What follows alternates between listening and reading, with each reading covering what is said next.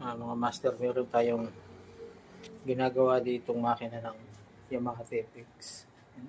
Binaklas na natin. Problema nito, maingay yung makina.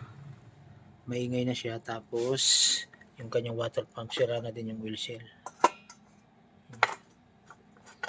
Tubig at langis na to eh.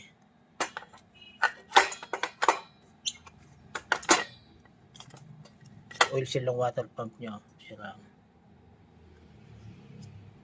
Pumasok na yung tubig sa loob ng makina. Tapos maingay yung kanyang connecting rod. Ayan. Connecting rod niya maingay na. Pati yung clutch niya, papalitan na din natin ang clutch damper niya, sira. May kalug na. Mga clutch lining niya, palitan na din natin. Ayan.